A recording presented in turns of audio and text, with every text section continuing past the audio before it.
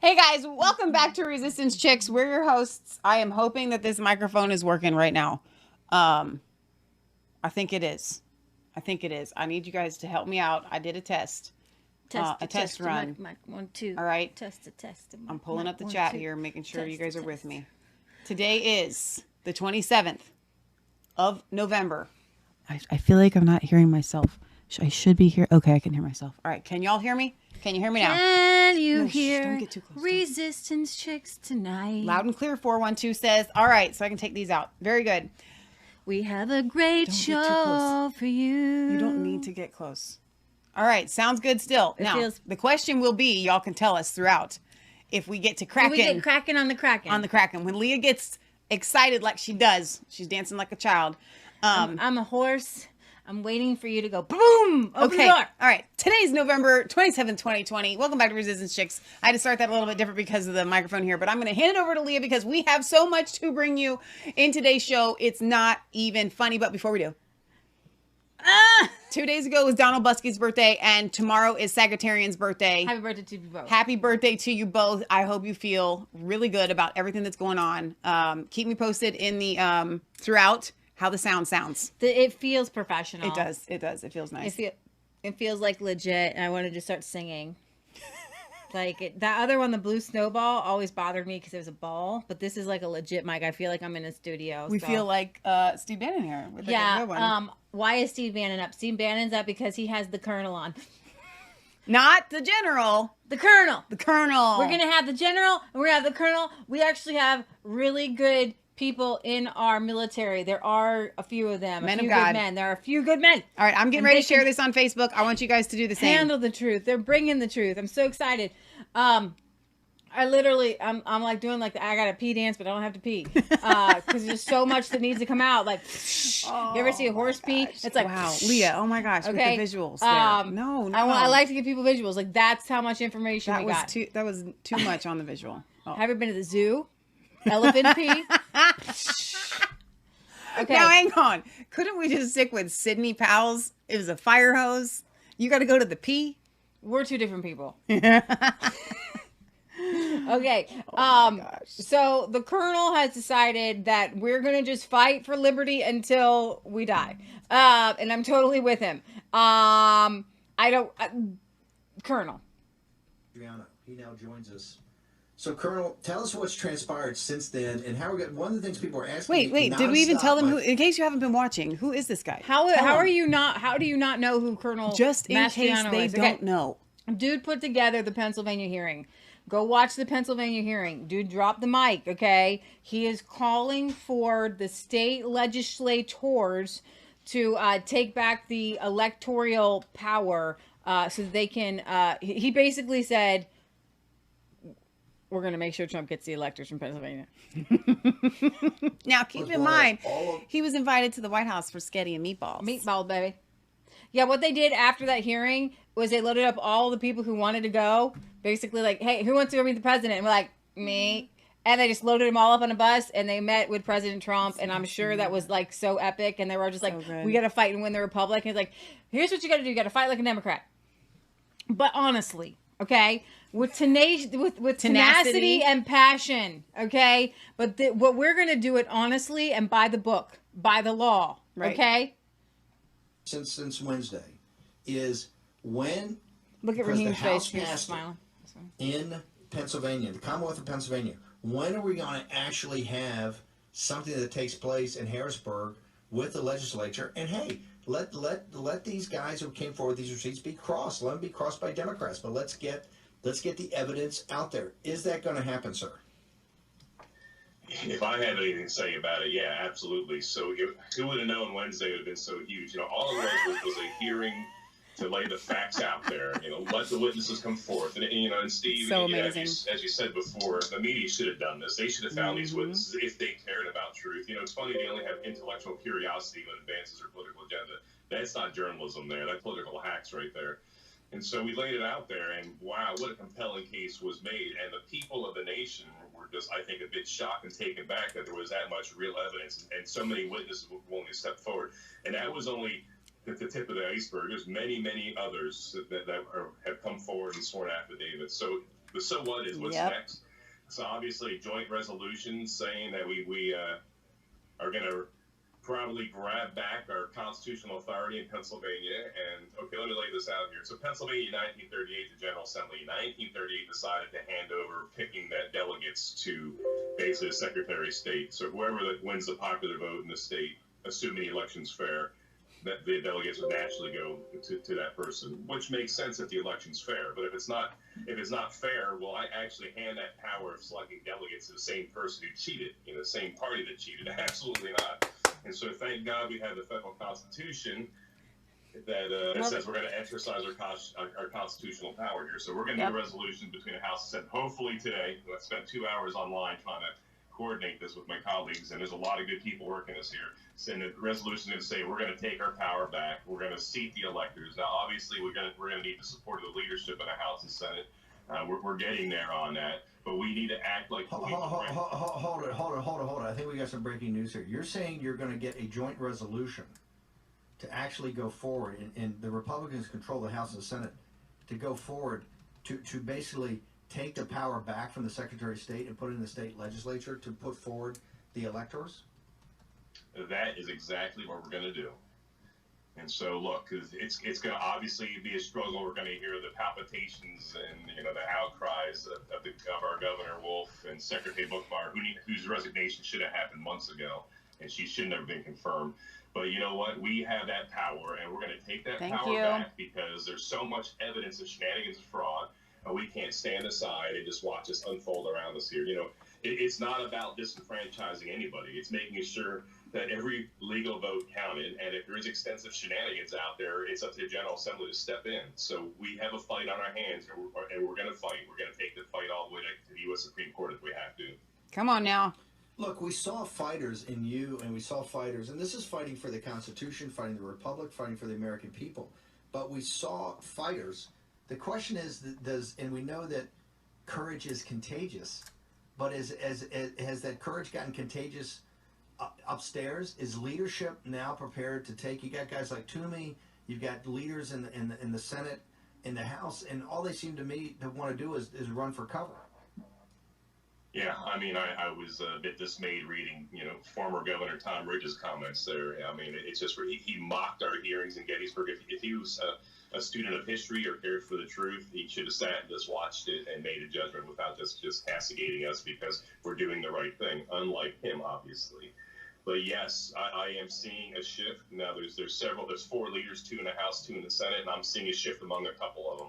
So I think the momentum's on our side. Look, if there's 50 voices in the Senate, 29 Republican or independent caucus with us. All we need, are 16 in the Senate really to influence the leadership. And I think we're pretty darn close to having 16, 17 senators, and I think there's at least half of the House as well on the Republican side moving forward. So yes, they are getting motivated, and sometimes it feels like we're pushing from behind. But doing the right thing, I think eventually catches on. Yes, it does. That's what I said. We are burning daylight. Do you see in your resolution other things you're working on today and over the weekend? So I am so pumped about this, and this is something that has been a lightning rod to me. That I was listening to Glenn Beck a while back, actually. I don't even know if it was before the election or after the election. Gosh, I can't even remember. But Glenn Beck was on Dave Rubin, and it was such a great show, and he was bringing out all these it was before the election because I was walking by myself with the dogs, just by myself. Okay. So it's been a while. And I'm trying to hashtag. I want to let everybody know I'm not looking at my phone. I'm literally trying to parlay this out. Okay. And you got a hashtag to get people to come. So I'm paying attention. I'm just trying to get y'all here. He was bringing forth all these historical characters. And I shared it with you guys on the show about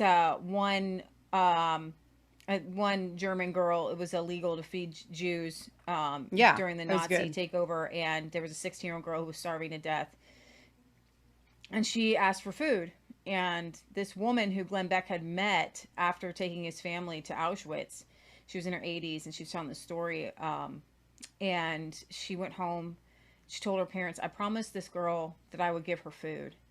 and her parents just slowly put their spoons down in their bowl, and was silent.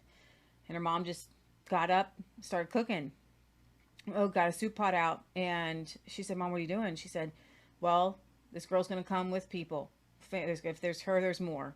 And they ended up saving over 1,000. I don't know how many. It was a couple hundred. It was hundreds. I don't think it was 1,000. But they ended up saving multitude number of Jewish people. And one of the things that came out of that broadcast for me was that line that C. Bannon just gave, and that is courage is contagious. Yeah. So one person may not be able to make it across the finish line, but if you cheer them on enough, you can do this. We can do this. It goes You back can do to this. William We can do Bradford this. saying, as one small candle can light 1,000. So the light here kindled has shone unto the whole land. Yeah. And Colonel Mastriano Mastriano is a contagious, courageous Not only man. that, but step to the side. Look at how decorated this man is. I mean, there is his so resume. when he goes into battle, He's so credentialed. it's real. It's Yes. legit. It's real.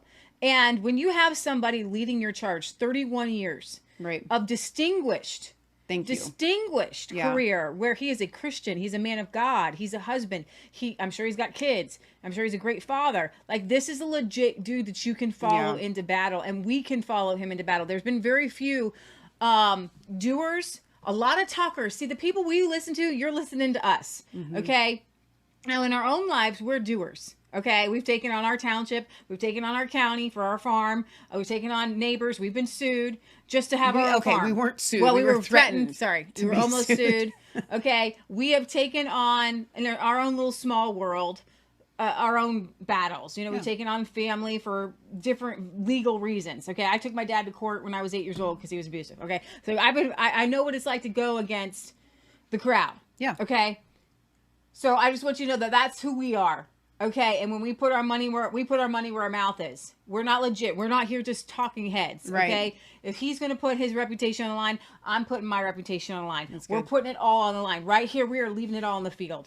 Okay, and this courage is contagious. And today, we met up with our cousin at Walmart and his pastor. And his pastor had what, Michelle? A Stop the Steal shirt on. Dude, and so I went up to him. I was like, Pastor, nice shirt, buddy. And he's on the phone, and he was talking to me, but he was on the phone. He hung up the phone, and we like had church in the middle of Walmart for like 45 minutes, and we were just talking about everything that's going on.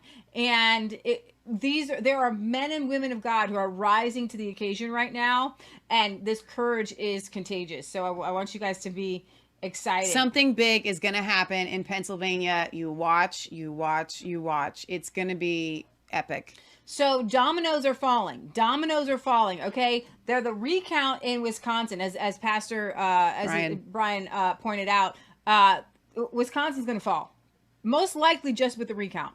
Just with the recount. The margin of error there. I mean, it's so small. It's so small when they overturn the dead people. Yeah, and the ballot. We're looking at the ballot signatures, right? So they're looking at the ballot signatures now. Bob Sled is on it in Milwaukee. Now they made the poll challengers sit 6 feet away between plexiglass, but when the Democrat lawyers were meeting together, they were right up all each other's faces.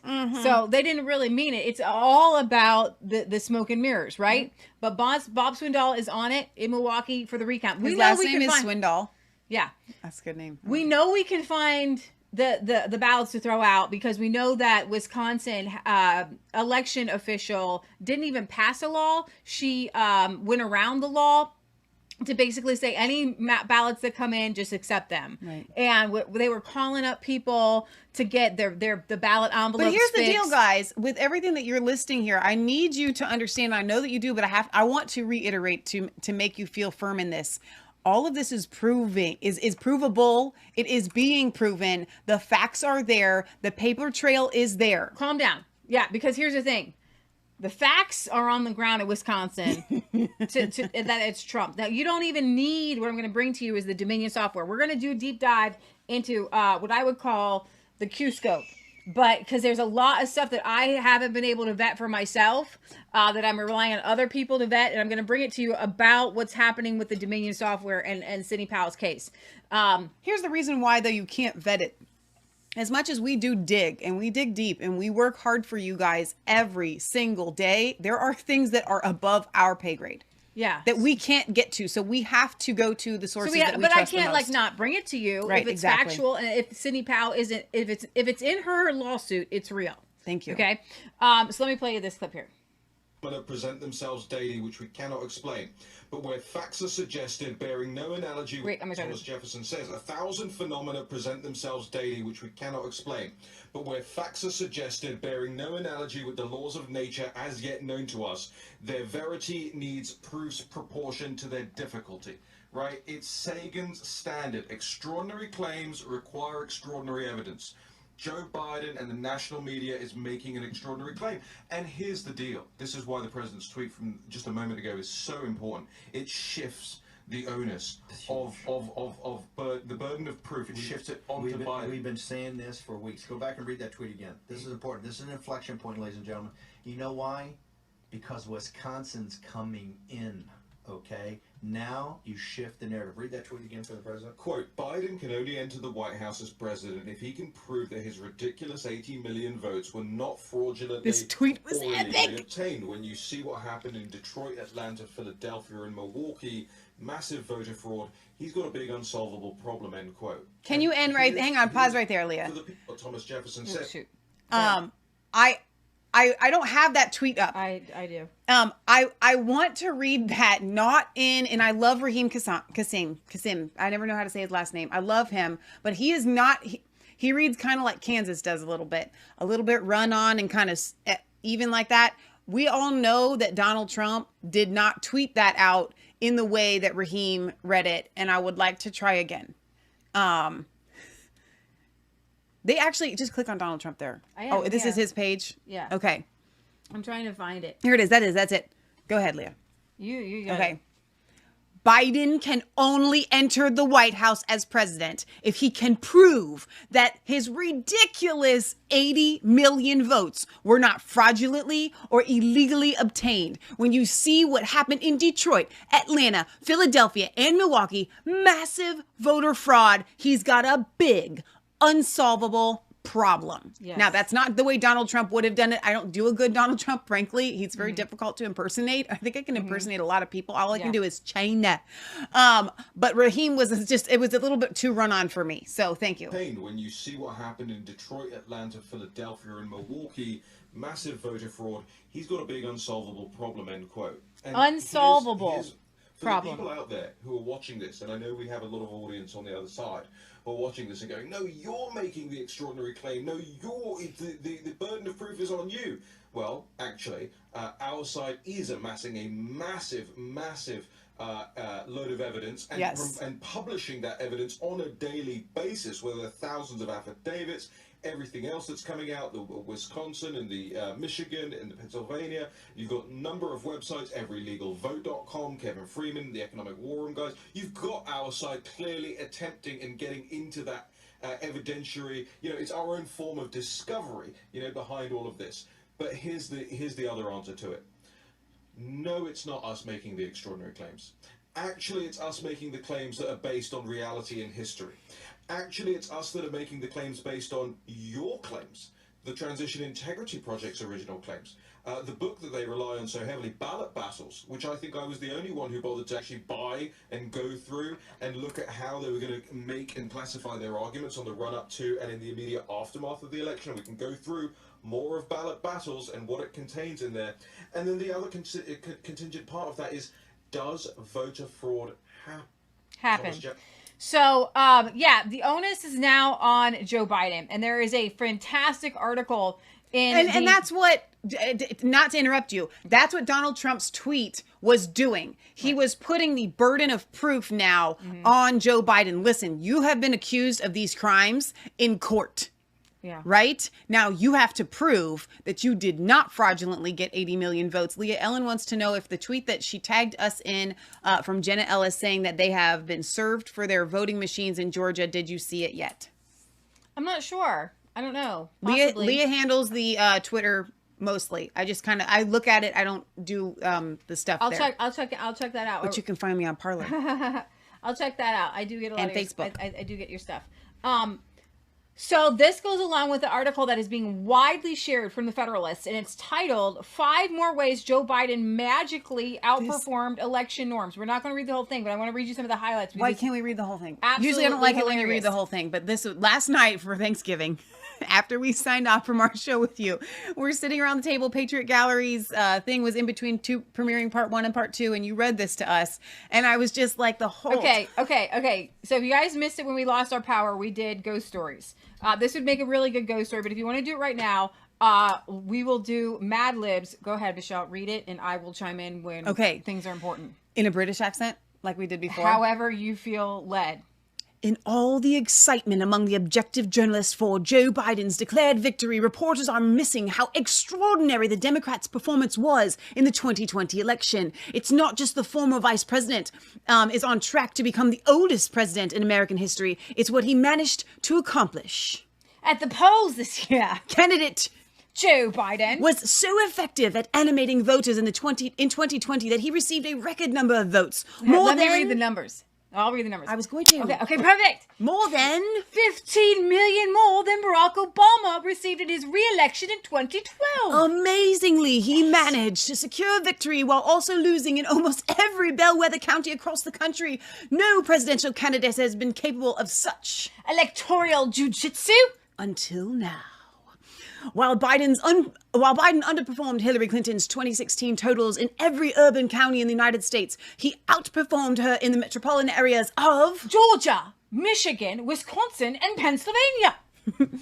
So I was looking at the chat. I want to make sure everybody's like on page that we're doing this. You should be. It's awesome. Okay.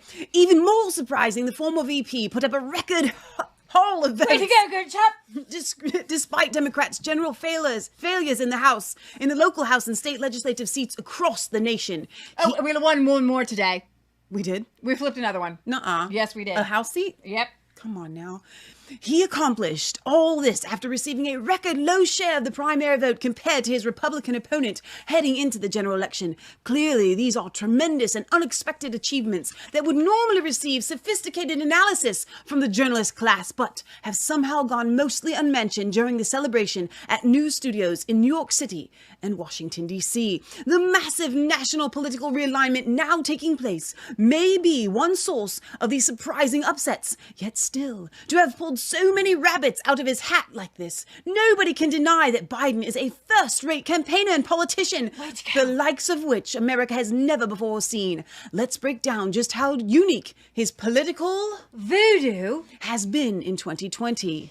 80 million votes! Holy moly, a lot of Americans turned out for a Washington politician who's been in office for nearly 50 years. 50 years! Consider this. No incumbent president in nearly a century and a half has gained votes in a re-election campaign, and a half has gained... Wait. Still lost. And You're still supposed lost. to finish that sentence. And still lost. And still lost. President Trump gained more than 10 million votes since his 2016 victory. But Biden's appeal was so substantial that it overcame President Trump's record support among minority voters. Biden also shattered Barack Obama's own popular vote totals, really calling into question whether it was not perhaps Biden who pulled Obama across the finish line in 2008 and 2012. Good shot. I don't see where you finished that. Oh, okay. Proving how sharp his political instincts are, the former VP managed to gather a record number of votes while consistently trailing President Trump in measures of voter enthusiasm. Biden was so savvy that he motivated voters unenthusiastic about his campaign to vote for him in record numbers. Now winning despite losing most bellwether counties. Biden is set to become the first president in 60 years to lose the states of Ohio and Florida on his way to the election. For a century, these states have consistently predicted the national outcome, and they have been considered roughly representative of the American melting pot as a whole. Despite national polling giving Biden a lead in both states, he lost Ohio by 8 points and Florida by more than 3. For Biden to lose these key bellwethers by notable margins and still win the national election is newsworthy. Not since the mafia allegedly aided JFK in winning Illinois over Richard Nixon in 1960. As an American president pulled off this neat trick. What a trick. Even more unbelievably, Biden is on his way to winning the White House after having lost almost every historic bellwether county across the country. The Wall Street Journal and the Epoch Times Independently analyzed the results of 19 counties around the United States that have nearly perfect presidential voting records over the past last 40 years. President Trump won every single bellwether county except Clallam County in Washington. whereas the former VP picked up Clallam by about 3 points. President Trump's margin of victory in the other 18 counties Averaged over 16 points. in a larger list of 58. bellwether counties that have correctly picked the president since 2000. Trump won 51 of them, by over, an average of 15 points. while the other 7 went to Biden by around 4 points. Bellwether counties overwhelmingly chose President Trump, but Biden found A clear path to victory, it seems. Now, Biden trailed Clinton except in a few select cities. Patrick Basham, a pollster with an accurate track record and the director of the Democracy Institute in D.C., highlighted 2 observations made by fellow colleagues. Polling guru Richard Barris of Big Data Poll. and Washington Post election analysis. Robert Barnes. Barris noted a statistical oddity from the 2020 election returns. Biden underperformed Hillary Clinton in every major metro area around the country, save for Milwaukee, Detroit, Atlanta, and Philadelphia. Barnes added that in those Big cities and swing states run by Democrats, the vote even exceeded the number of registered voters. Ha ha ha! in these states that mattered most, so many mail-in ballots poured in for Biden from the cities that he put up record-breaking numbers and overturned state totals that looked like comfortable leads for President Trump. If Democrats succeeded in eliminating the Electoral College, Biden's magic formula for churning out overwhelming vote totals in a handful of cities should make the Democrats Unbeatable. Now, Biden won despite Democrat losses everywhere else. Randy DeSoto noted in the Western Journal that Donald Trump was pretty much the only incumbent president in the United States to lose his re-election, while his own party gained seats in the House of Representatives. now that's a Biden miracle. In 2020, the Cook Political Report in the New York Times rated 27 House seats. toss-ups going into the election day. Right now, Republicans appear to have Won all 27. Democrats failed to flip a single state House chamber, while Republicans flipped both the House and the Senate in New Hampshire. and expanded their dominance of state legislatures across the country. Christina Polizzi, a spokesperson for the Democratic Legislative Campaign Committee, went so far as to state, It's clear that Trump isn't an anchor for Republican legislative candidates. He's a buoy. amazingly, Biden beat the guy who lifted all other Republicans to victory. Now that's historic. Biden overcame Trump's commanding primary vote. In the past, primary vote totals have been remarkably accurate in predicting general election winners. Political analysis David Chapman. highlighted 3 historical facts before this election. First, No incumbent who has received 75% of the total primary has lost re-election. second, President Trump received 94% of the primary vote, which is the fourth highest of all time. higher than Dwight Eisenhower, Nixon, Clinton, or Obama. In fact, Trump is only one of 5 incumbents since 1912 to receive more than 90% of the primary vote. Third, Trump set a record for most primary votes received by an incumbent when more than 18 million. people turned out for him in 2020. The previous record held by Bill Clinton was half that number. For Biden to prevail in these general elections, despite Trump's historical support in the primaries, turns a century's worth of prior election data on its head. Joe Biden achieved the impossible. It's interesting that many more journalists aren't pointing that out. And what's so amazing about this article is that if Joe Biden really did this, the journalists would be all over it. Can you believe that Joe Biden did this and this and this and this and this, and in these areas he just really blew it out of the water? Right. But If they're it was not something- touching it with a 10-foot pole Because it's- they don't want you to look there. Because it proves That's where the crime was that's committed. exactly. They can't. I would be touting like, oh my gosh, this is incredible. That it was called, what was it called? Election jujitsu. Yeah. Very painful. All right. Here All we right, go. so I'm going to play for you Senator Mastriano on Mastriano. Liberty in October. The past 7 months in Pennsylvania have been a wild ride and very painful for the people. And we've seen what happens when a government has too much power, especially when one man, Governor Tom Wolf, is exercising extreme powers. And it's been a costly endeavor for Pennsylvanians. And so the Pennsylvania dream is being wiped away because of his reckless policies. The best approach is always to leave the power in the hands of the people. Tell us the dangers, tell us the mitigation efforts, and let us decide how to implement that in our own private lives. Instead of spending millions upon millions of dollars on propaganda, information operations, and politicizing masks and all these other issues, let the people decide. The key issue at stake here, of course, are our basic freedoms and our constitutional rights. This is personal for any veteran. You served around the world or in uniform, even domestically. You're willing to lay down your life for the constitutional rights and freedoms that have been handed down to us at great cost and great sacrifice. And I resent that the governor thinks he has the power to suspend these. He does not. We have certain unalienable rights given to us by our Creator. Given to us by our Creator, and not by the governor. And that's the right to life, liberty, and the pursuit of happiness. And we've seen rulings that have weighed in our favor, striking down the governor's powers. But that's just the beginning. We need to make sure this never happens again. So the constitutional amendment that we're running to fix us, that takes time, though. It doesn't help us now. But it limits the governor's power in the future to 21 days. The hard thing to deal with here is the lack of accountability and transparency. The right to no office is not responding. As far as accountability and transparency, the General Assembly has very limited powers in this current situation here to inhibit the governor's powers and his edicts. And so this constitutional amendment will help us in the future. For now, we need to persevere and make a choice to choose to walk as free people. Don't wait for the governor to give you his blessing to live freely. You're American, right? This is America still, where the light of liberty right here was lit down in Philadelphia, and where new birth of freedom was fought for on the other side over here in Gettysburg. And of course, 2001, Todd Beamer, Flight 93, let's roll. So let's choose to walk as free people. I think we can handle this. And as far as any busybodies jumping into your lives, telling you how to live your lives, they need to mind their business. We're free men and women in the state here, and we need to act like that. And so, with that in mind, let's keep pushing forward, fighting for our freedoms politically. I think the thing that's really challenging for us is never before have we had to choose to live as free people, because the freedoms are always there, and we see how precious they are. And so this is our time, this is our generation. We're not storming the beaches of Normandy on June 6, 1944, so our challenge is a bit different, but still just as important. So let's be encouraged, remember who we are and how we got here, and let's live our lives in a way to hand over Pennsylvania better than how we got it now. Thank you guys, and God bless you. That's awesome. So it looks like, we're working out on our new mic. We're going to have to figure out a way to get the sound from what Leah's playing there to the microphone. I mean, I could try kind of standing this up a little bit, might get it a little bit closer there. We can try that. All right. Can't bring that one up.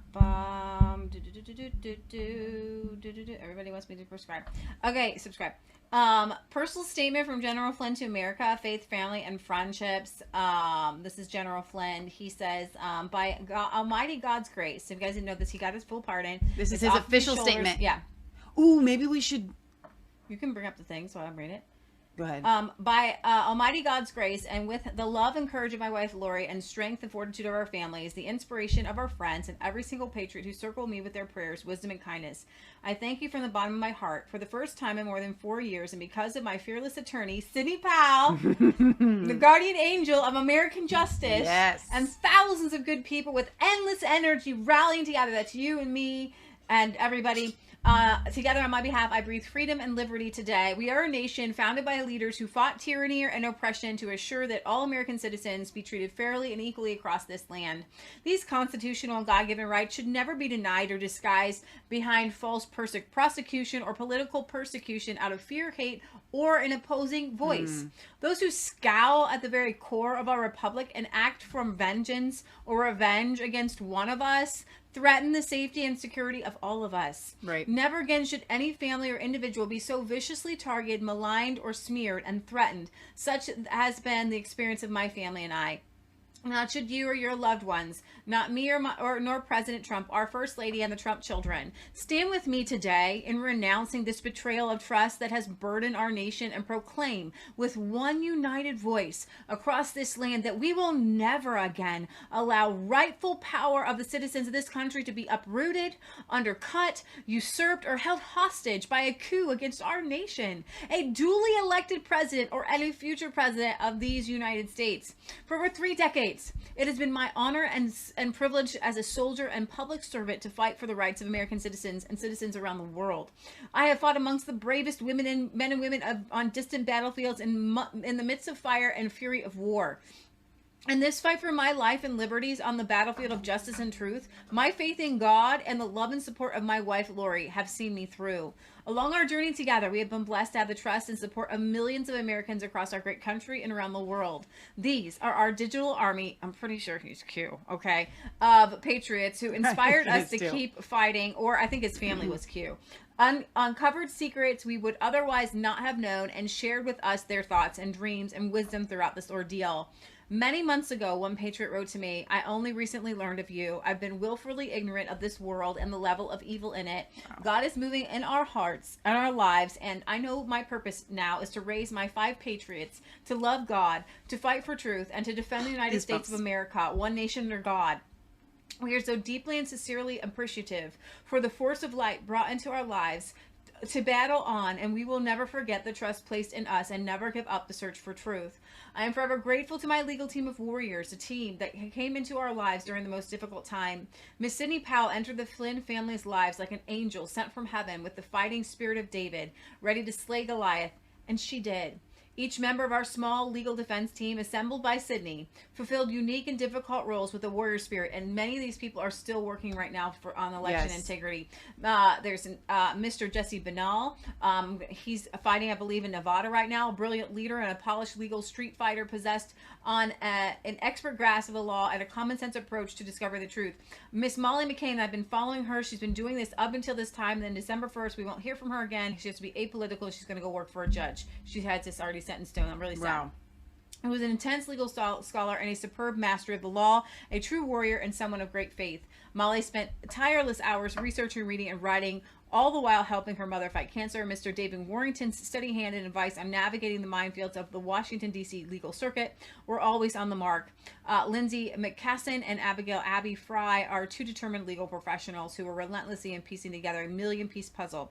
And then he talks his special thank you to his sister, who managed his legal defense fund, and his siblings, and brother Joe, and his sister Claire, and her daughter, his niece, rounded out his whole team. And he wants to thank everybody for this. To all the Americans that we choose, what we choose to do in this life should never be stopped by fear. Instead, we need to embrace the uncertainty and accept the risk that comes with sacrifice, and then work to overcome the sheer magnitude of life's challenges, especially during this crucible of our nation's history. Our survival as a nation is at stake. The Flynns will never stop being fighters that our parents, Charlie and Helen, taught us to be. Through generations of military in our past, and with many of us still serving our nation in one capacity or another, we will rise up to the next step of challenges together and defend our families, our homes, our honor, and our nation. Even today, perhaps more than ever before, America requires tried, true, and tested patriots to ensure the future of our children and grandchildren. And in the end, there is only one who is the judge of our ultimate destiny. God bless America. Michael T. Flynn. I love it. I love it so much. Oh my gosh. It's so powerful. We've been waiting for, here's the deal. I say if Flynn is happy, then I'm happy. Leah has an alarm going off. Well, while Leah is getting her alarm, I want to bring something up to you guys. Let me go ahead and switch this over. See if I got the right screen up here. I uploaded this to our Masfaith3 channel. And if you didn't get a chance to watch it, you're going to watch it. We're going to watch it together right now. This is so powerful. Let's go, Masfaith3. This is how you find us. All right, there we are live right there. We're going to go to our channel. We're going to go to videos. This is where you guys can find our playlists and stuff. Here we go. You're not ready for this. So welcome back, General Flynn. Get fired up! I mean, there's no enemy that's unbeatable. where you don't want to be predictable as to what you're going to do. This is warfare.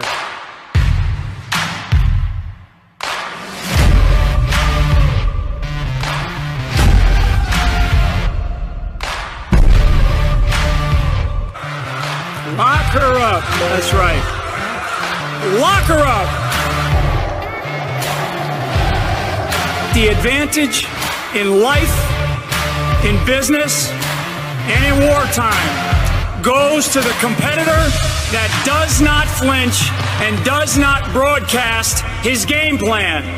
I'm here tonight as a determined American who loves our country. And my message to you is very clear. Wake up, America. On this day, we start the beginning of a new American century. A time when we turn our heads forward with persistent and relentless focus on protecting our communities, our families, and our country, with our feet firmly planted on the ground, and by holding individuals accountable for their actions. Does he have the temperament to be commander-in-chief? Yeah, no doubt. But I think the American people are much, much smarter than you know. We should clearly define our enemies, face them head on, and then defeat those that seek to threaten our country and our way of life. If we lose freedom here, there is no place to escape to. This is the last stand on earth.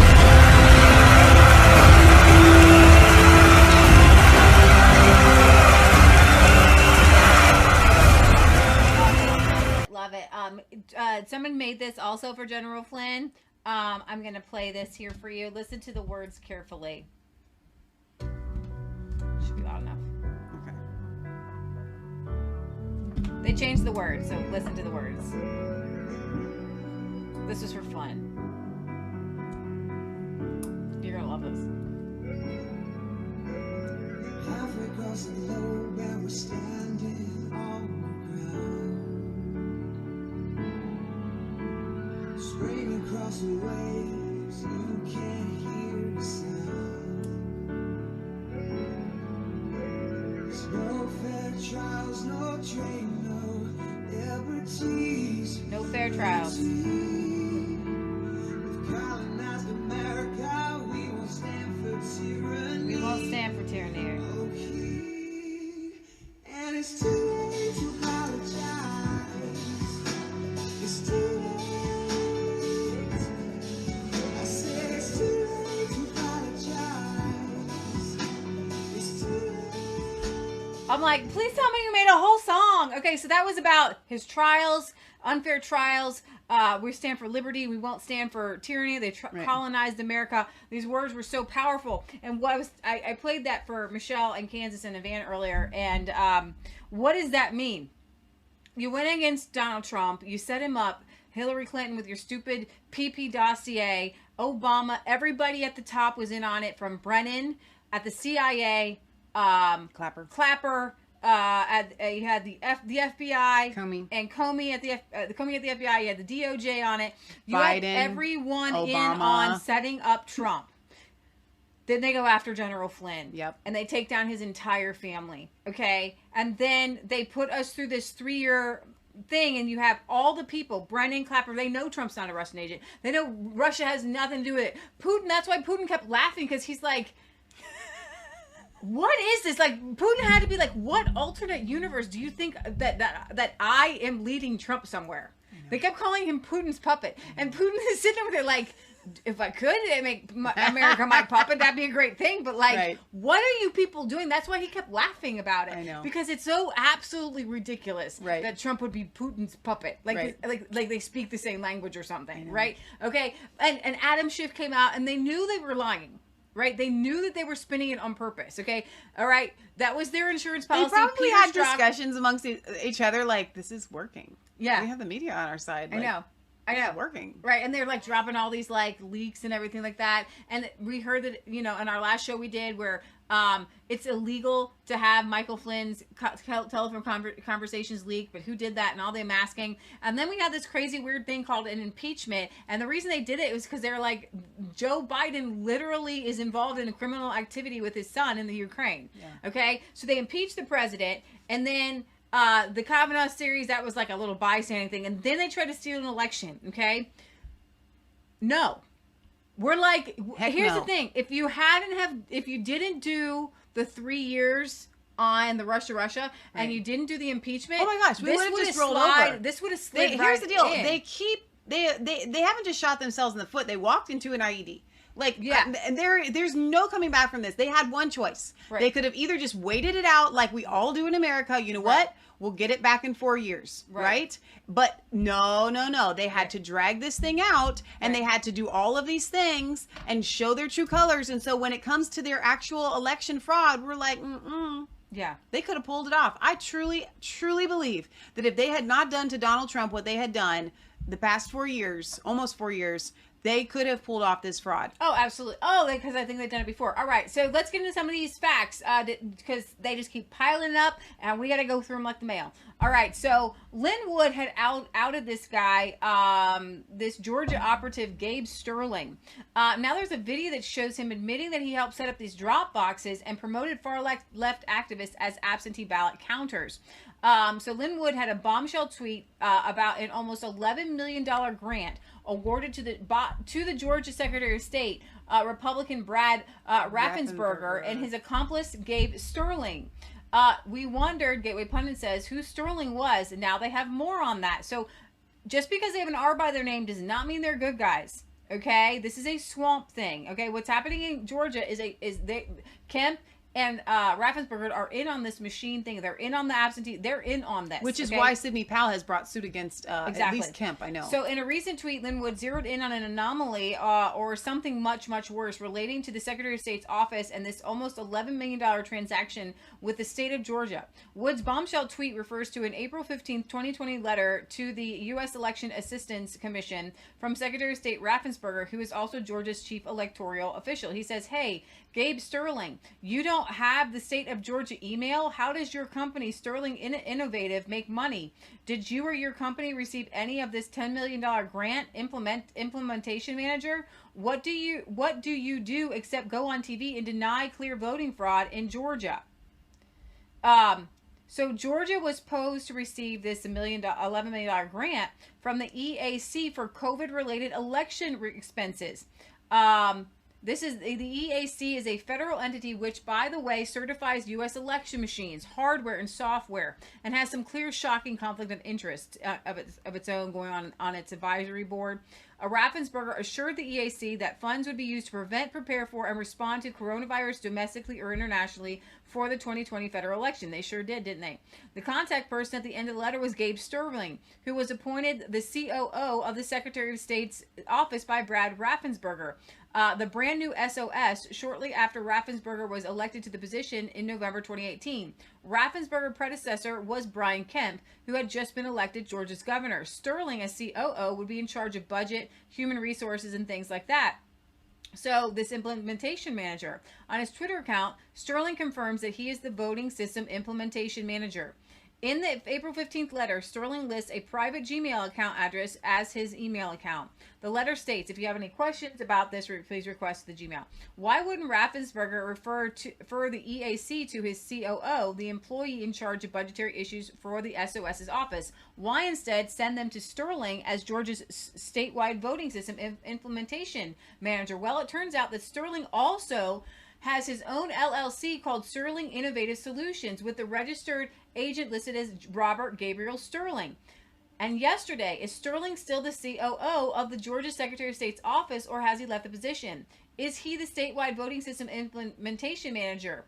Or is he acting for both as the COO of the Secretary of State's office and as a private consultant as Georgia's statewide voting implementation manager through his LLC, Sterling Innovative Solutions? Is there unethical double dipping going on here, or is it simply the man has changed titles and positions? Lynn Wood is right on the money. The use of a Gmail account indicates that Gabriel Sterling cannot be a state employee, at least for the purposes of this April 15th letter sealing the deal of an $11 million COVID contract. Okay, so there's more. And then today we were provided with a little-known YouTube account with only 50 or so views, where for some reason Sterling shows up to discuss a number of things regarding the election process. Starting at the 7-minute mark, Sterling shares the following. Sterling talks about how the Secretary of State's office expanded the emergency rule to provide for drop boxes to go through the entire election cycle now.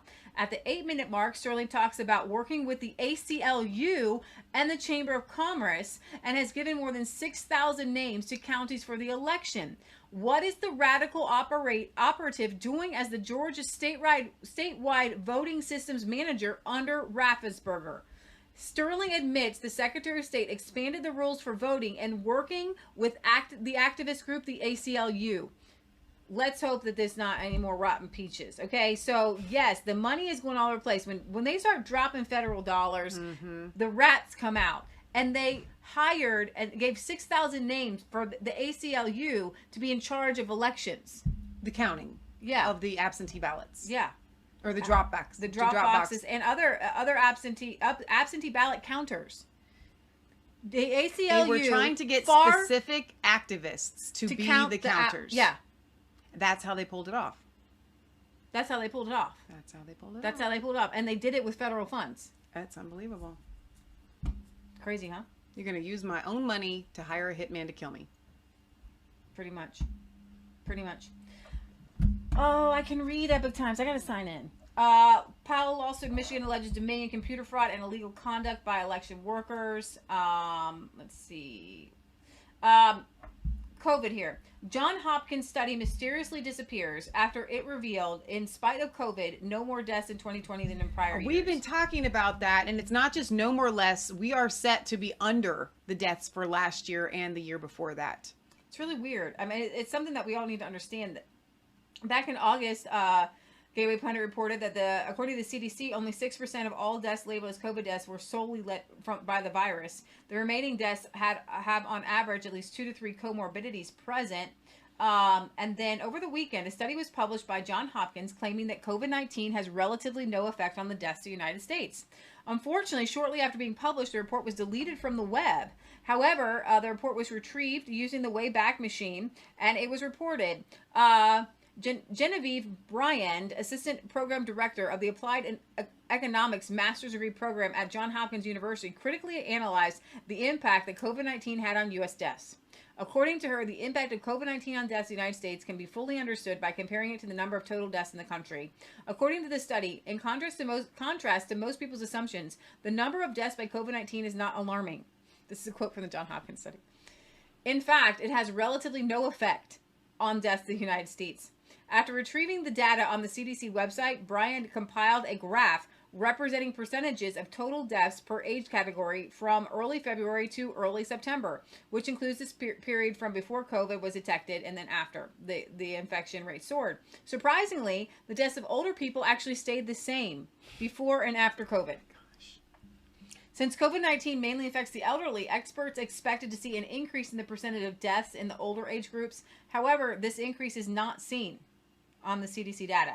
In fact, the percentages of deaths among all age groups remain about the same.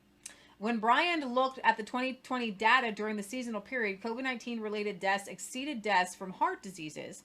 This was highly unusual since heart disease has always prevailed as the leading cause of deaths. However, when taking a closer look at the death numbers, she noted something strange. As Brian compared the number of deaths per cause during that period in 2020 to 2018, she noticed that instead of the expected drastic increase across all causes, there was a significant increase in deaths due to heart disease. Even more surprising, as seen in the graph below, this sudden decline in deaths is observed for all other causes of deaths. And then we've all been reporting that for a while. Love that what the left is trying to do with this data when they are confronted by it is to say, well, somehow the lockdowns and the masks and making old people that have issues stay at home away from the love and care of their family has made their hearts better.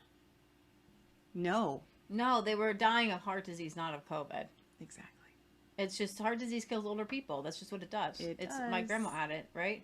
All right. So there's a voter group in Wisconsin, apart from Sidney Powell, apart from the Trump team, that is asking the Wisconsin Supreme Court to take up a case against the Wisconsin Election Commission to prevent certification of the presidential election results in the state.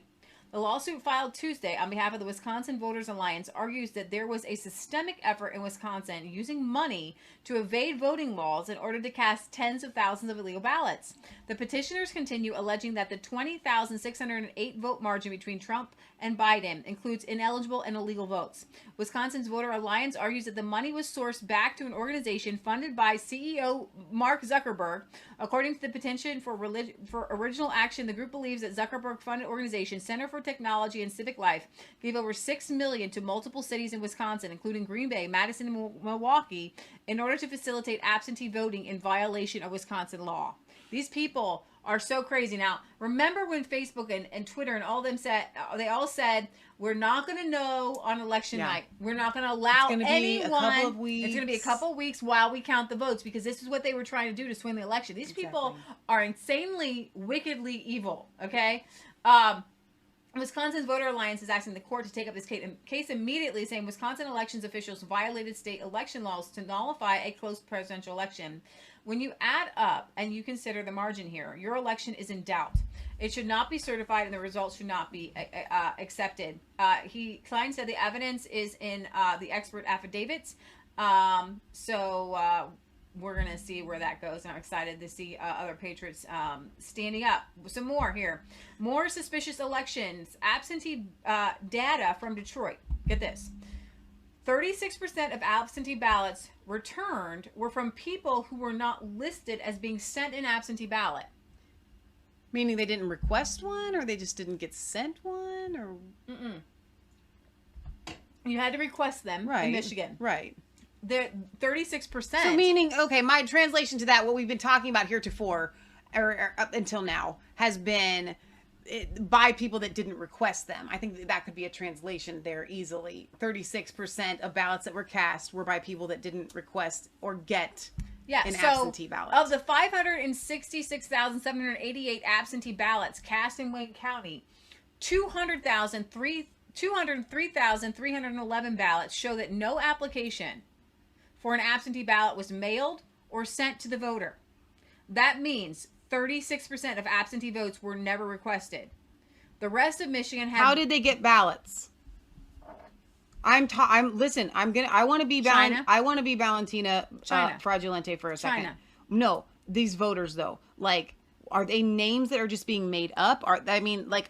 Okay. So you can go to the voter rolls. Right. What you do is you go. What and I'm you saying use is the names of people. Exactly. These are not people that actually voted. No. And so I mean, like, they had to have names. They had to have addresses. Exactly. So you go to the go to the voter rolls. Going to the voter rolls. A lot of these people, remember, they voted more than who was on the voter rolls. Well, I believe that these might even be on the voter rolls, so they could check to see whether they were getting them. So in other counties, they didn't though. Okay. All right.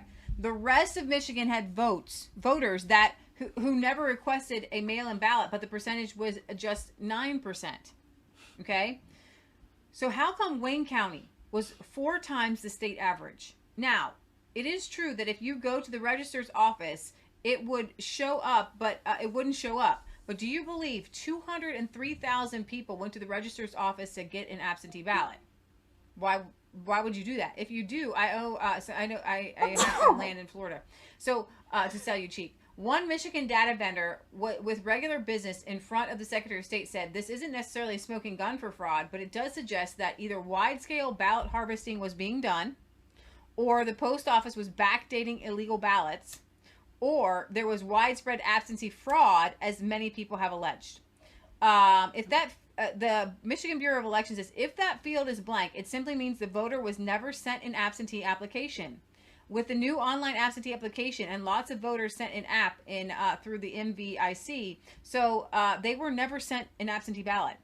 and that's the Michigan Voter Information Center. So there are a lot of people looking through these things, and people sending in ballots that never requested one. But they aren't the ones sending them in. We know that. We know that. Oh, wait, here. We need to turn our speaker back on here.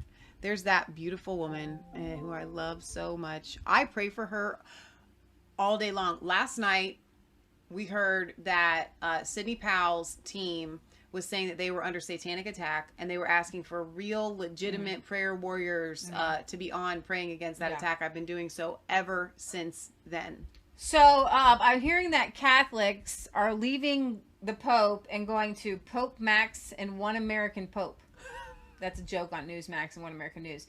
Pope Francis accuses lockdown protesters of turning personal freedom into an ideology. Pope Francis urged people and put others before themselves as the world struggles to come out of the coronavirus pandemic. And I'm not even going to go there, but he says some groups have protested, refusing to keep their distance, marching against travel restrictions as if measures that governments must impose for the good of their people constitute some kind of political assault on autonomy or personal freedom. Looking to the common good is much more than the sum of what is good for individuals. That is a communist, that is Karl Marx. That is a literal Karl Marx line, that the common good is way more important than what's important for the individual. But in America, we have this thing that's called individual freedom and individual liberty. What makes this even worse, though, is what they are calling being good for the common good is actually even bad for the common good. Some of us might be willing to give up our individual freedoms for the common good. He says, but it's not actually for the common good. It's for the common bad. It's all too easy for some to take an idea, in this case, for example, personal freedom, and turn it into an ideology, creating a prism through which they judge everything. Wow. I do, actually. My body, my choice. The reason I don't believe in abortion is because that would not be my body. That's somebody else's body. You can't kill another person. That's the whole point. Yep. Okay, no, personal freedom is a legit thing. Thank you. So this was funny. Matt Brainard is the brainiac who has been doing a lot of really good number crunching, and it's actually been used in lawsuits so far. It's pretty awesome. He was able to use a call center to actually get on the ground, not on the ground, but in the call center on the ground, and make the phone calls to get the data. Did you vote? Did you get this ballot? And it's not just somebody looking at numbers in a computer screen. He raised funds to accomplish this amazing feat that, thank God, he independently did. Our government, our DOJ, our Bill Barr, our FBI should have done this. He'll be on Tim Pool on the 2nd, but that's like basically a month away. It feels like it. Matt Brainard said this: "Happy Thanksgiving. I'm particularly thankful for the people who made the VIP," that's what he's calling his system that he did, "possible, and gave us the freedom to conduct this investigation as we need to be done." Also, to the guy who left the following comment, thanks, I guess. He says, "The way you know this guy is legit is his utter lack of personality. He's a true mathematics nerd, and I thank God for guys like him. The stuff he is doing isn't merely difficult, it's mind-numbing and boring. Good job to him and the rest of the team." So Matt's like, I think this is a compliment. I said this the other day. I'm going to read my Look, this is Leah on Parlor. You can't see it very well because the lighting and the way that all works. But this is Leah's Parlor Resistance Chicks. You should be following her there. She has way more followers than I do. I'm still at 192. She's at almost 1,000. Follow Michelle or Masfaith3, Michelle Svensson. God is separating the wheat from the chaff. Republicans get steamrolled because it's their swamp role to play. No more. These people set up Flynn and my president. The House passed a fake impeachment. They have broken all the rules and the norms, and now they want us to bow to a stolen election. Heck to the no. Not on my watch, not on God's watch. Justice must be swift, and it must be now. Ikea Jones, it says, "Don't mistake my Christian kindness for weakness. I'm praying for you, but I'm not holding hands and singing kumbaya with Satan or anyone who serves him. If you are okay with killing babies, you don't serve God. That's not up for discussion. Sorry, the facts hurt your feelings. Discernment. I will kick your blank out if you're a Detroit GOP poll challenger threatened with violence after offering to check 35,000 ballot dump in the middle of the night." So we're going to see the Arizona hearing on Monday. Arizona hearing is trending. I actually was like, maybe you should keep that on the down low because I feel like it gives the Democrats a chance to try to pull something. Okay, it just bothers me. I liked when you just sprung the PA thing on them and it was out of nowhere. It's like boom, like a bomb, right? I feel like they're going to be trying to be ready for the one in Arizona, but they won't be ready. They won't be ready. I don't know what's coming out of Arizona. There's a lot of little things coming out of Arizona. It was funny because, and I hate to interrupt your chain of thought, but when we were talking about them actually doing something in Arizona, Leah and I, we kind of looked at each other and I said, what do they got in Arizona? Where's my marker? I just saw it. Let me have it. I was like, what do they have in Arizona? Like a box of Sharpies they're going to bring to present? Because the PA hearing was so mind-blowing. I know that a Georgia one and a Michigan one and even Wisconsin would also be mind-blowing. I'm genuinely curious. Oh, I'm excited. I'm excited. I'm just saying, like, I don't... So, Pennsylvania started it off as, like, the beginnings of the fireworks. Arizona will be the middle of the fireworks. There's still fireworks. But the grand finale that is going to make Joe Biden concede. What's going to go like this is like the nation's going to go like this. We've never said that sentence before. In the past 3 weeks, what's going to make Joe Biden concede? Yeah.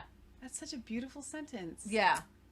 Yeah. You just coined that. No, I didn't. I read, so I've been reading people kind of throwing it out there. I really like that. We should start that trending. Joe Biden concede. So the Michigan, I don't even know, like it probably is going to go to the Supreme Court. I don't know what's going to go to the Supreme Court. Another country. I just totally talked over you. I was just so excited. Yeah, I'm trying to get to my one sentence here. What is going to make Joe Biden concede? It's going to be Michigan. Those people in Michigan are like fit to be tied. If you thought that some people in Pennsylvania were upset, what they saw in Michigan, they saw more in Michigan. Okay? Because they had witnesses who saw the ballots come in. They saw the stacks going through the thing. Now, Georgia, they need a special session because there's really great witnesses that need to come out of Georgia that are just as explosive. Yeah. But Michigan with that TCF center has more explosive witnesses. Like, it was a battle of Armageddon there. And the witnesses coming out, it's unbelievable what they saw. So we've been trying to bring you guys, the witnesses out of Michigan are just unbelievable. I don't know if this clip here is long because I don't want to make you sit through all of it, and it probably is long, but let's hear it. Let's hear a little bit of it. Brandon Gilbotsi. Let's start at the top, though. Please state your name. Braden Jack. Jack. Can you spell that for me? Yeah, sure. ER. Okay, fine. Okay. And you are over the age of 18? Correct. Okay. Okay. So I got a note. So what happened was I went to bed at like 4:30 in the morning on election night, and it looked like Trump was up by like 9 or 10 points, and it looked like he had a solid victory, and I thought, okay, well, that was it. And I woke up, he was losing, and I had a message on my phone from one of the political groups that I am subscribed to on Facebook, and it said Trump, not Trump, but they found like 35,000 ballots. We need people to come down here now to help validate this process. And so I'm not part of the GOP. I'm unaffiliated, but because I saw the message from them, that's where I went to get my lanyard and get certified to go in. Okay. What time did you get there? It was late morning sometime, probably around 10, 11, something like that. I didn't say 10. But okay, what time did you leave? I was escorted out around 8:30, so I was there maybe 10 hours. Maybe 9, 10 hours. I don't know. I wasn't looking. Okay. And that there was contention when the people saw the GOP lanyard with several people, not everybody. When I first got in, I was near the front of the room. I can't remember what table, and I'll get to that later. But it went pretty well for a while. There was contention. It was contentious when they saw me come up because they didn't want me looking at the table. But you know, I'm a pretty calm guy, and we worked it out. And my job was to look at the ballots and just make sure that numbers matched each other. On most of the ballots, unless it was a military one, I couldn't even see who was being voted for.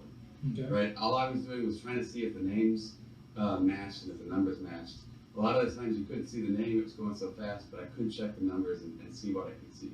And so I would step in, try and look at the envelope, try and look at the ballot, make sure things matched, and do things like that to try to make sure that the process is going properly. And were you supposed to be able to see that information? Yes. Yeah, we were told by our lawyers that we were supposed to see it. However, whenever you go to a new table, it was like nobody had informed the people at the table, and they would always challenge you and try and tell you to stay 6 feet back, stay 6 feet back.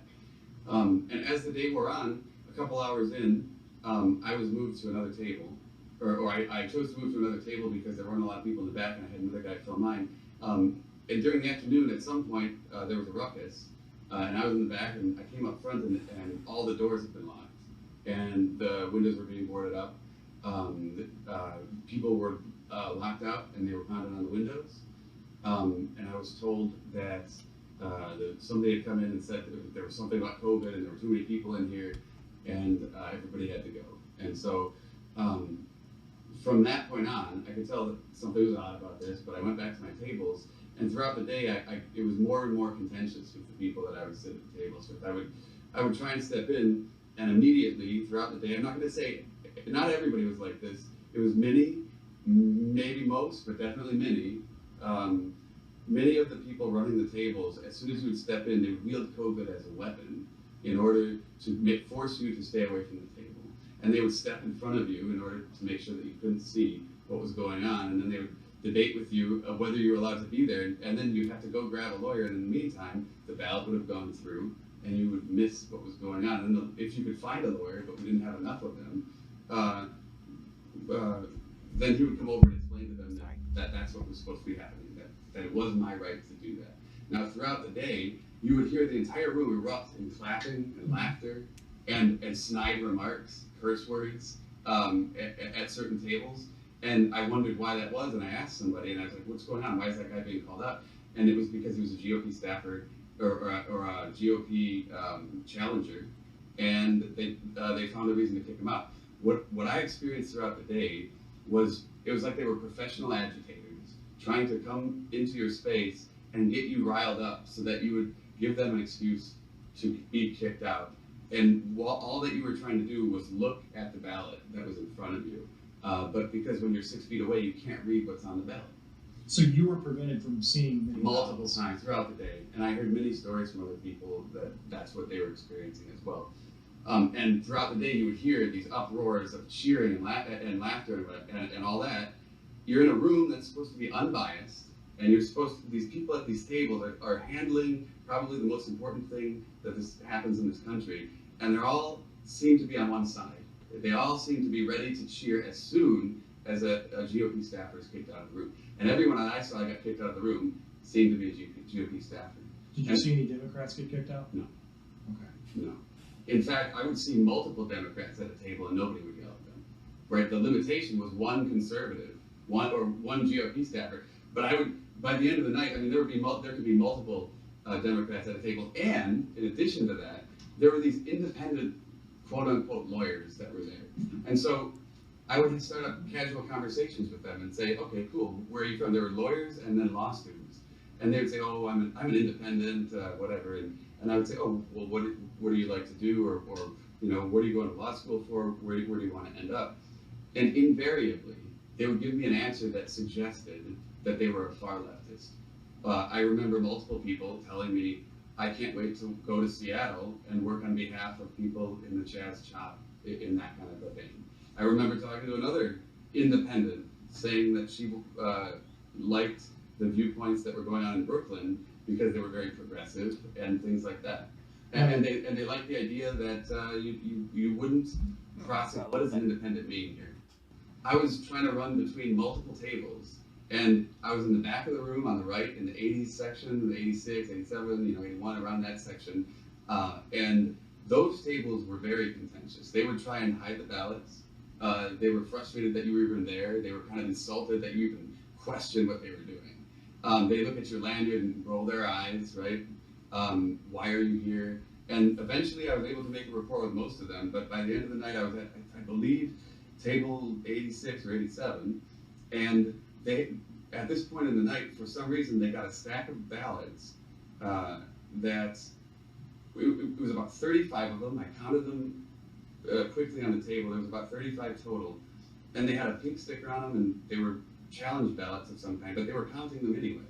And you could see on the computer screen that they were just entering in a birth date of 1/1/1900 for all of these ballots. And so I said, these are the ones with the pink sticker? Yeah. And so I told them, what are you doing? What's going on here? I wasn't told that this was okay. And how do you know that this is the person that he says he is? What are you checking it against? And for doing that, I was rewarded with somebody yelling at me about COVID. Don't be close to the table. Get away from us. And then it was the end of the night, and there was something about this table that was special to these people. I don't know, but I was swarmed by about 5 or 6 people that all appeared to be leftist operatives, and I got shouted at and yelled at by multiple people, right? Saying, "Get out of here! COVID this, COVID that. Your mask isn't on right. Don't hold your pen that way in front of me, because it's dangerous." All kinds of nonsense. And I said, "Excuse me, sir. I have the right to be here. I need to be able to see the ballot. That's all I'm trying to do here, right? I'm just trying to do my job here, and I know that you're trying to do yours, but I need to step up here 6 feet, 6 feet. It's just 6 feet every time." And so Andy, who you'll probably see in a minute, he went and got a lawyer for me, thankfully. And the lawyer came eventually as we were debating, and which I shouldn't have to do. And so now I have the table supervisor there, the whoever her supervisor was, and then multiple operatives. And throughout the day, none of these people would ever tell you their name. They would never tell you their affiliation. They would never tell you if they were Republican, Democrat. So you never knew, even though there was supposed to be a Republican or a Democrat at each one of those tables, no one would ever tell you. They would stonewall you. But they would always ask you who you were and force you to show you the lanyard, which I had no problem doing, so I did. But there was a clear one-sided view from all of these people, and we were the enemy to them. So were the lawyers required to have credentials? Everybody had some kind of a lanyard on. Okay. Right? Yeah, but I don't know what was on it really. What about these independent guys that you kept running? They had some kind of lanyard on as well. One of the other things that happened at the same table was that there was a mismatched ballot, and so the number on the envelope did not match the number on the ballot.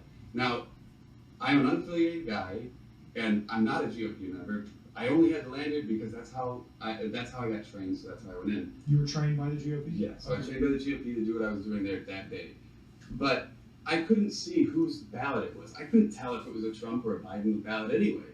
So I was challenging it was an honest challenge because I couldn't even see who that ballot was for, and the numbers didn't match. And so I said, so I let it go through because I wanted to see if they would pass it through and just let it go. The manager of the table wasn't there supervising the people at the table. And so I knew I wasn't supposed to talk to anybody at the table, but I said, "Hey, can you hold on to that until your manager gets back because it's mismatched, because otherwise it would have gone through." And immediately I got the COVID thing. I got you're trying to kill my people here, and then all of a sudden the manager shows up, and there she is ready to yell at me too. And then I'm saying, "Look, it's just a mismatched ballot. I don't even know if he's doing it on purpose. I'm assuming it's just an accident. I just needed to check this." And in the meantime, 5 or 6 people swarm me. Andrew's there. We get the lawyer there. The guy pushes me a little bit, gets me away from the table, says, 6 feet, sir, 6 feet. This is the manager's manager now. And then his manager, or I assume. And they're all getting up, he's trying to strong arm me, shout at me. And so instead of, so he pushes me, and then he says, 6 feet, sir. And then he keeps getting closer to me, so I have to keep stepping away, right? So that I don't get 6 feet in front of him. And I say, "Look, sir, I'm just trying to do my job." And the lawyer comes and he says, he's just trying to do his job. "Everything he's saying is right, sir. The lawyer is telling him this." And he starts arguing with the lawyer as though the lawyer doesn't know what he's doing. So these people were intentionally lying to everybody at the tables all day long about this COVID thing and how you can't step up to the table all day. And even when a lawyer was there, they'd still argue with them. So while they were doing that, ballots were going through, and I said, "Look, you guys debate that. I'm going to step up and look at this last ballot because there's another one coming in, and I need to look at the numbers." So I looked up, and that was when he said, 6 feet, get away, and he started, he pushed me back, and then it was like, he kept coming at me, and he said, something about playing with him, and something to the effect of, "I will kick your ass, or I will kick you out of here." Who said that? The supervisor.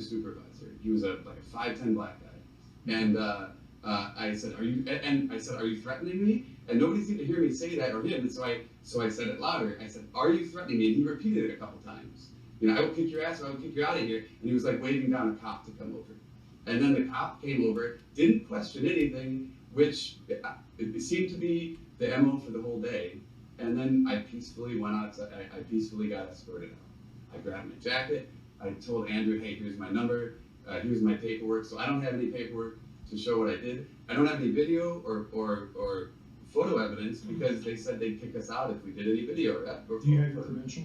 Yes, I have my credential. All right, so here's what I want to, as I watch that, What do this we is do with one that? testimony. That was one, but there's many like that. That they were just pushing through the ballots. Remember with the pink slips, and they were pushing them through, and then they put those pink slips. Oh, but those pink ones, they the machine couldn't read it with the pink ones, so we're gonna run them through again With a false birthday. Okay. Why it's important to show one full testimony, okay, is because he represents multiple people who experience the same things. Now, why is that important? I'm hearing a lot from people, but Michelle, it's not enough to swing an election. It's not enough to swing an election. Well, okay, first of all, we'll address that one in a second. Okay, we'll address whether it's enough to actually right the wrongs here. Okay, it's wrong. We have to talk about it, and it needs to be addressed immediately. That in all of these major counties that have these where Joe Biden overperformed more than he did in any other county in the entire United States, and he literally only has quote unquote presumably won. We know he hasn't. Because of the counties that were doing this action that gave him unprecedented votes, okay, then we have to look at it. And yes, it is enough fraud to overturn the election. And that's just one avenue where they cheated. There are multiple other avenues. We could talk about the mainstream media. We could talk about Twitter. We could talk about Facebook. We could talk about those. Those are what they accused Russia of doing, and they did it on a giant scale.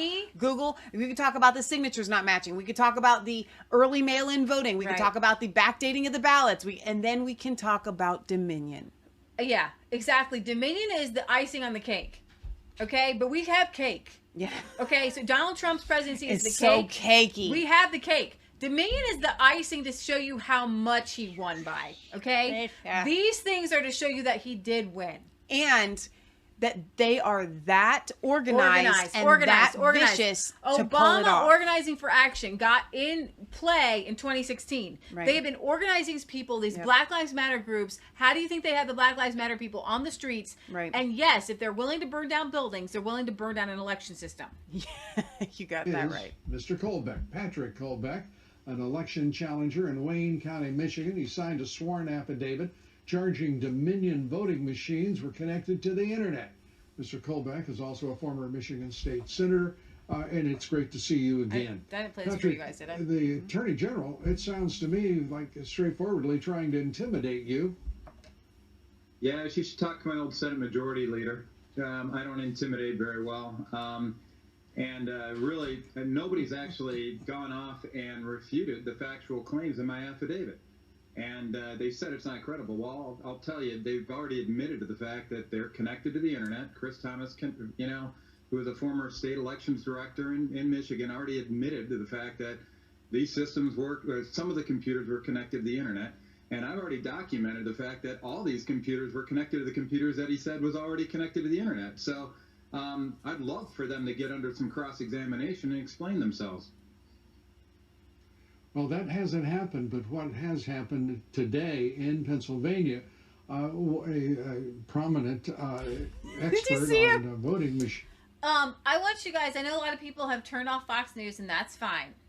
Okay? But Lou Dobbs. But you can make a statement. You can make a statement to Fox News, actually, by watching Fox News, and this is how. Watch Lou Dobbs. He is a patriot. He doesn't deserve to be boycotted. He is in it to win it. He is bucking the system. Out of any one of the people that you formerly liked and enjoyed, I have a handful.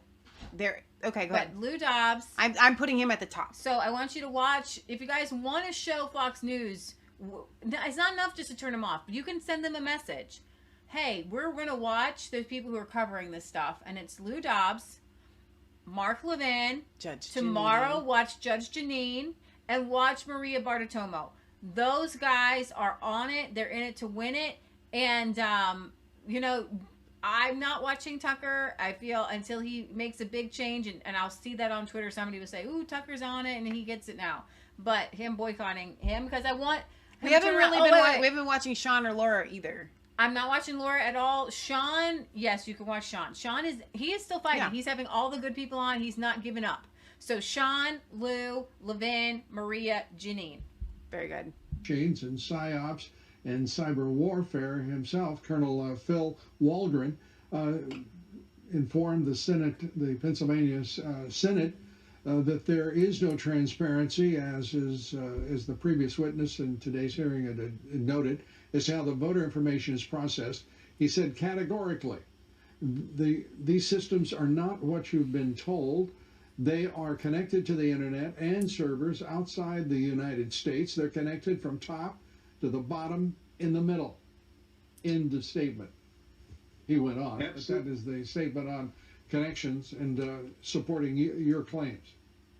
Yeah, that's exactly why it's so concerning that I observed that these computers were connected to the internet. I mean, once you've done that, I mean, the key word that we're going to be hearing over the next few weeks when all these legal battles go through is going to be the term chain of custody.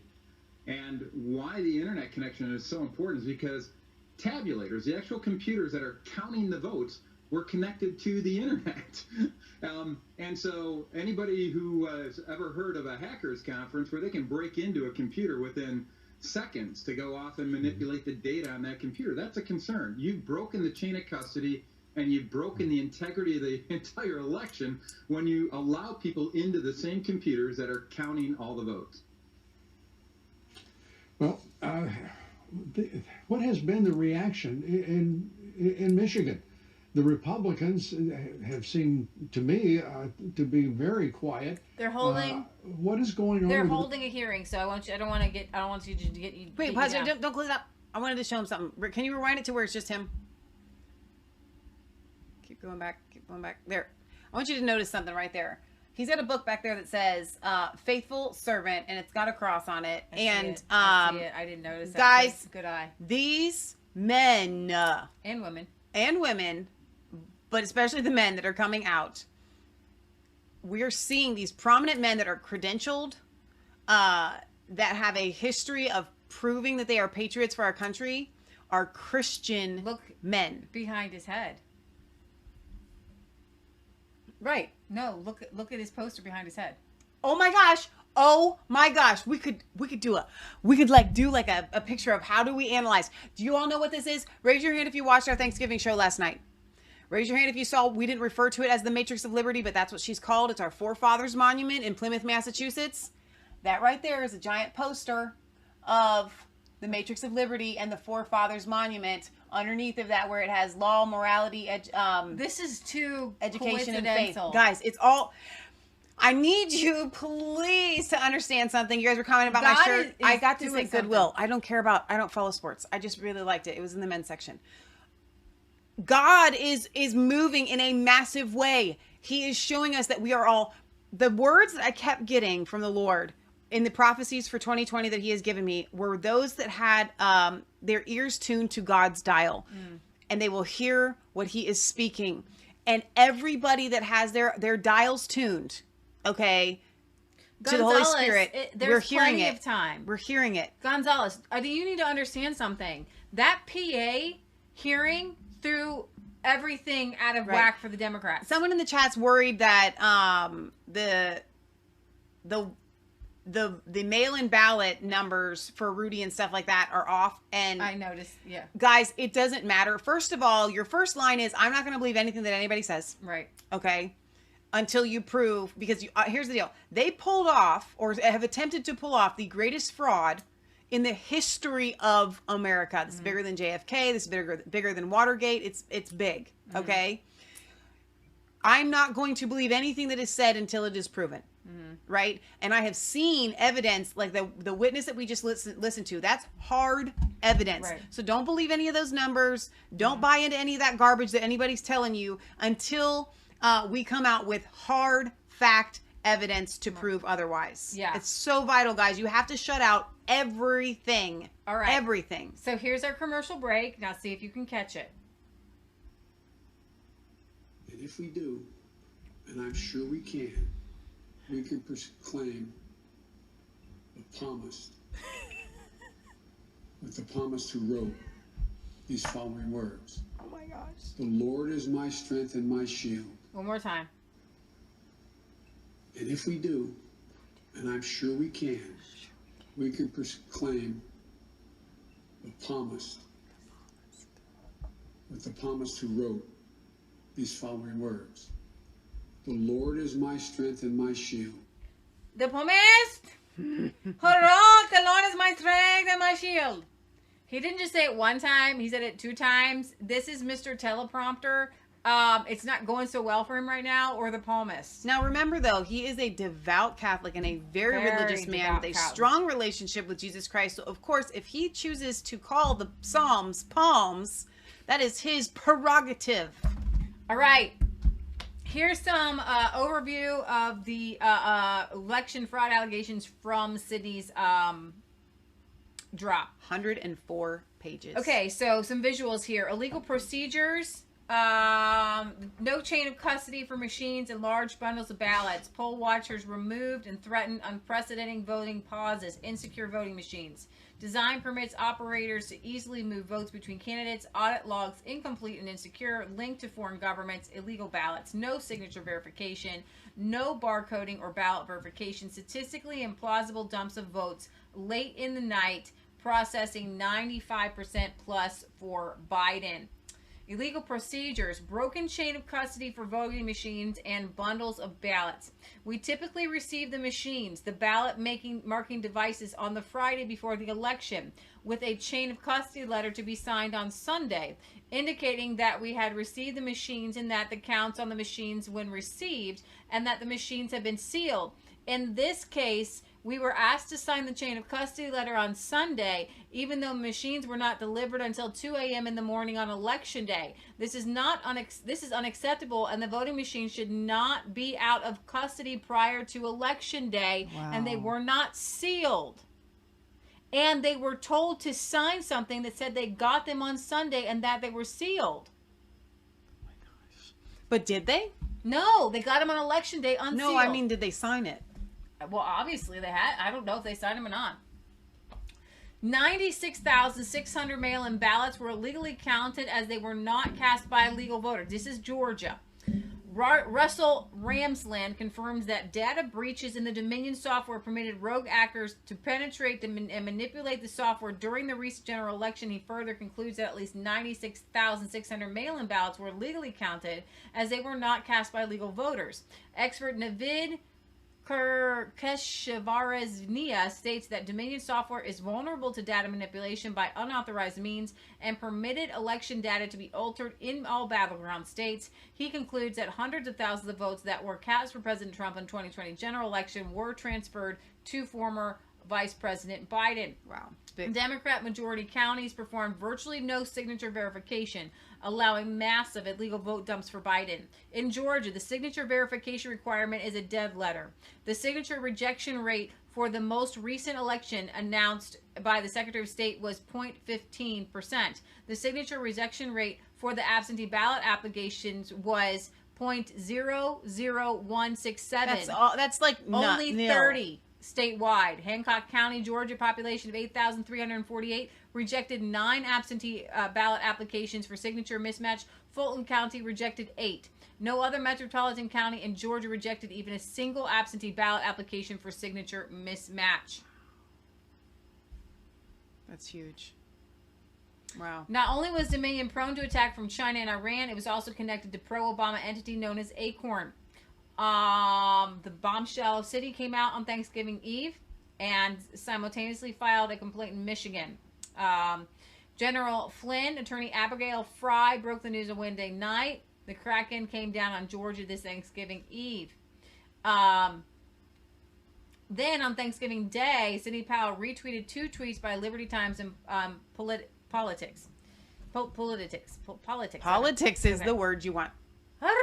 The tweets included a court filing that includes information on Dominion and Edison Research connections to the internet. We noted that the document identifies Dominion's Trump hater Eric Coomer is the inventor of the authentication function within the application.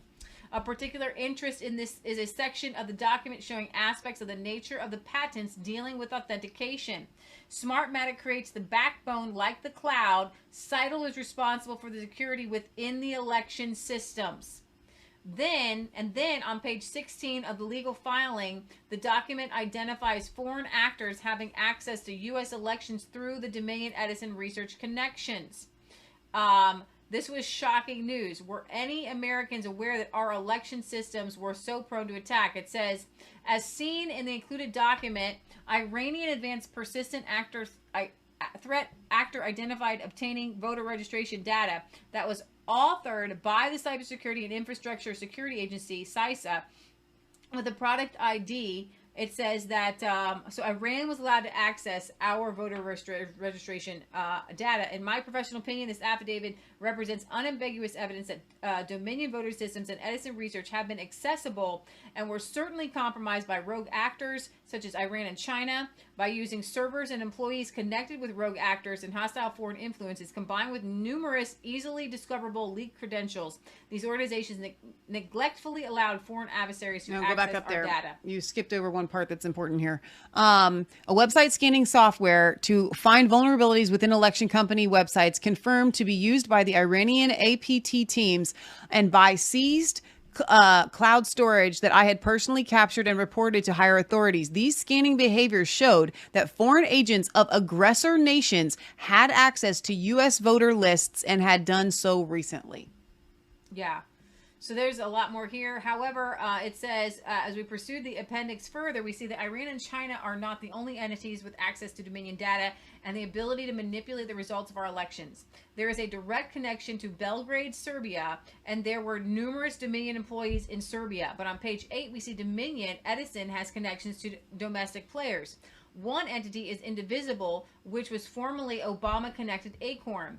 A search of the indivisible.org network showed a subdomain which evidences the existence of scorecard software is used in use as part of the Individual, formerly Acorn political group for Obama.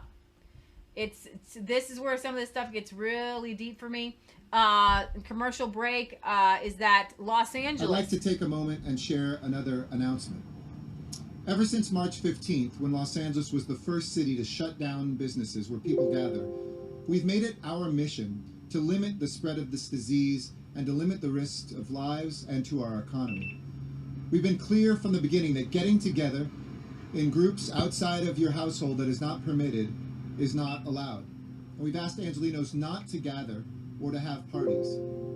I know this has been a tough ask because we're Angelenos. We like to be with each other. We like to be around people. We want to see our friends and families, and I know how tough these months have been for all of us. Everything that we are doing, though, everything that we individually keep more businesses' doors open. But all the sacrifices can be undone by those who, Department of Public Health said yesterday, and I quote, "The highest risk settings are large in-person gatherings where it is difficult for individuals to remain spaced at least 6 feet apart, and where face coverings are not worn. The consequences of these large parties ripple far beyond just those parties. They ripple throughout our entire vacant or used for short-term rentals. And beyond the noise, the traffic, and nuisance, these large parties are unsafe and can cost Angelenos their lives. That is why tonight I am authorizing the city to shut off Los Angeles Department of Water and Power Service in the egregious cases in which houses, businesses. All right, guys, I have to tell you that I have not been so excited to do Resistance Chicks shows since we started them than what we've been doing the past almost 4 weeks. Okay. Every time we come to bring you guys stuff, I'm so full of excitement and the power of God, seeing what God is doing. I now realize, and I realized this several weeks ago, it had to happen this way because this is going to change our country forever. I would not change this for the world. I would not, hear me on this. I would not have wanted Donald Trump to win on election night because the fraud had to come out. We had to flush this out of our system or else it was going to continue to fester. Cancer. Now was the time. We've been trying to take it out for decades, but now is the perfect time. It's finally ready. And I'm so excited. Please follow us on Resistance Chicks on YouTube and on Masfaith3 on YouTube. Rumble.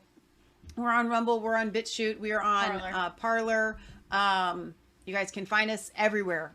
Our website will get you to our podcast, resistancechicks.com. We did a Thanksgiving episode last night, which was really, really powerful and fun. And you get kind of a walk and tour around our house when we're cooking food at the end. My mom did a good Thanksgiving episode too. And Patriot Gallery did her 2 episodes, part 1 and part 2. So there's so much that you can watch. Don't ever get bored. You do not need to go to Fox News. You got us. And we're so glad. Darren, thank you for the mic. I think it worked out well. I'm looking forward to tweaking it and working with it and seeing what all it does. I think it does a lot of stuff that I think we could be louder. Chicks on Rumble. I think we can be louder so that you guys don't have to listen to us at max volume. Everywhere but YouTube or Resistance. Everywhere but this channel that you're watching right now is Resistance Chicks. Right. Well, I'm on Parlor under Masfaith3. Right.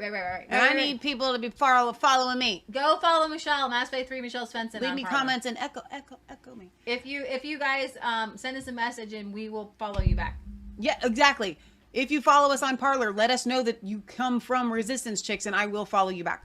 All right, we're going to sign off. Remember, it's not just a conspiracy theory if it's the truth. If Trump won the election. And that's a fact, and we all know it, and God's going to prove it, and it's deep awesome. in the bones, baby. I feel it deep inside. Watch this tonight. It's on our Facebook page on Resistance Chicks. We'll be back on Sunday at 1 p.m. Eastern Standard Time for our weekly roundup of world news. There's a lot going on. There'll be something great. I don't know what it is, but it'll be great, and we'll probably bring you a short show on it because every day is something awesomer. Every day is a great day, and you know what? Since we're not really working very much right now, God has afforded us the time to do 3-hour episodes on top of all the research that we're doing for you guys. So anyway, for the country, for God and country. Okay, they were telling me that my accent is a Hollywood accent. It's not really a UK accent, and that's fine. That's fine. I understand that, ho chap. Right-ho. It's not really British. I get it. No, but I got some good British ones. I'll bring them on Sunday. I'm all right. Okay. We love you guys. God loves you. God bless. Bye. It's too late to apologize. I was cold all alone. Your place